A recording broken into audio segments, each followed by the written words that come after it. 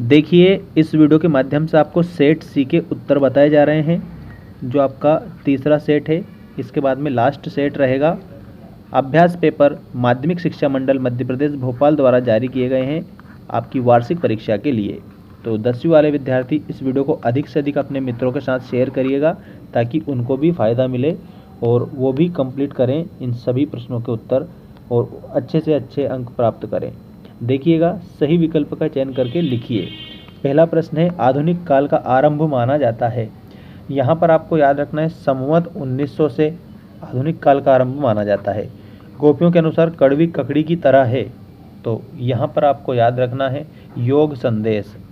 रसात्मकम वाक्यम काव्यम परिभाषा है, तो आचार्य विश्वनाथ जी ने बोला था रसात्मकम वाक्यम काव्यम। ठीक है, इस प्रकार आप इन्हें याद रखेंगे।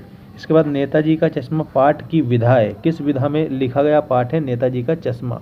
तो यहाँ पर आप याद रखेंगे जो नेताजी का चश्मा नामक जो पाठ है ये कहानी में लिखा गया है और कहानी गद्य की प्रमुख विधा होती है। ठीक है, जो शब्द क्रिया की विशेषता प्रकट करते हैं उन्हें क्रिया विशेषण कहते हैं। ठीक है, भोलानाथ के ललाट पर तिलक सुशोभित होता था, तो यहाँ पर आपको याद रखना है भभूत का। ठीक है, भभूत का तिलक लगाते थे भोलानाथ। इसके बाद में आप देखेंगे रिक्त स्थानों की पूर्ति कीजिए। सभी के उत्तर आपको हमारे इस चैनल पर दिखाए जा रहे हैं। व्यक्ति अपनी प्रशंसा स्वयं नहीं करते हैं, तो यहाँ पर आपको याद रखना है निडर व्यक्ति। ठीक है, यहाँ पर आपको क्या याद रखना है? निडर याद रखना है।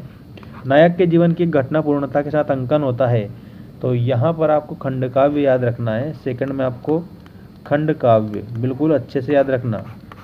इसके बाद में काव्य की शोभा बढ़ाने वाले तत्वों को क्या कहते हैं? तो काव्य की शोभा बढ़ाने वाले जो तत्व होते हैं उन्हें बोला जाता है अलंकार। सच्चे साधु की पहचान उसके होती है, तो आपको याद रखना है उसके विचारों से होती है। साधु की जो पहचान है वो विचारों से होती है। समास में प्रथम पद प्रधान एवं अव्यय होता है, तो आपका जो अव्ययी भाव जो समास होता है ना, इस अव्ययी भाव समास में प्रथम पद क्या होता है? अव्यय होता है और वही पद प्रधान होता है। ठीक है, जैसे मान लीजिए आपके सामने आ गया यथाशक्ति, तो यहाँ पर यथा जो दिया है ना ये अव्यय है, ऐसे आपको याद रखना है। गंतोक का मतलब, गंतोक का जो मतलब होता है ना वो होता है पहाड़। ठीक है, तो आप यहाँ पर पहाड़ लिखेंगे। अब मैं आपको बता रहा हूँ नेक्स्ट क्वेश्चन, और इसमें आपको सही जोड़ी बनाना है। आंसू लहर झरना ये किसकी रचनाएं हैं? तो यहाँ पर आपको याद रखना है ये रचना है जयशंकर प्रसाद जी की। बार बार मोही लागी बुलावा, बार बार मोही लागी बुलावा, तो इसमें पुनरुक्ति प्रकाश अलंकार है। ठीक है, ऐसा आपको याद रखना है, ये पुनरुक्ति प्रकाश अलंकार। गद्य की प्रमुख विधा, तो गद्य की प्रमुख विधा जो है वो है कहानी। ठीक है, ये गद्य की प्रमुख विधा। इसके बाद में आपका बंटी, तो ये लिखा है मन्नू भंडारी जी ने। ठीक है, इसमें आप मन्नू भंडारी याद रखेंगे। वाच्य के भेद 3 होते हैं, एक तो कर्तृवाच्य है, एक कर्मवाच्य और एक भाववाच्य है। अरि ओ करुणा प्रभामय, इसमें आपको याद रखना है अज्ञेय जी ने बोला था ये, तो ये अज्ञेय आप इसमें याद रखेंगे। ये जो मैंने नंबर दिए हैं ये इनके सामने वाले इधर के नंबर हैं, तो आप इनसे ही अच्छे से कंप्लीट जोड़ी कर लेना और याद भी रख लेना। इसके बाद में एक वाक्य में उत्तर दीजिए। देखिए, इसमें आपको आधुनिक कबीर किसे कहा जाता है? तो देखो यहाँ पर आधुनिक जो कबीर है ना ये कहा जाता है नागार्जुन को। ठीक है, तो यहाँ पर आप लिखेंगे नागार्जुन। इसके बाद रस के अंगों के नाम लिखिए। तो पहला तो है विभाव, ठीक है, दूसरा है अनुभाव, अनुभाव, इसके बाद तीसरा है स्थायी भाव, स्थायी भाव, और उसके बाद चौथा आपको याद रखना है संचारी भाव, संचारी भाव। ये रस के 4 अंगों के नाम हो गए, विभाव, अनुभाव, स्थायी भाव और संचारी भाव। इसके बाद काशी किसकी पाठशाला है? तो संस्कृति की पाठशाला है। काशी जो है संस्कृति की पाठशाला है, संस्कृति की, ऐसे आप याद रखेंगे। 2 स्वरों के आपस में मिलने पर कौन सी संधि होती है? तो स्वर आपस में मिल रहे हैं तो वहाँ पर स्वर संधि होगी, स्वर संधि।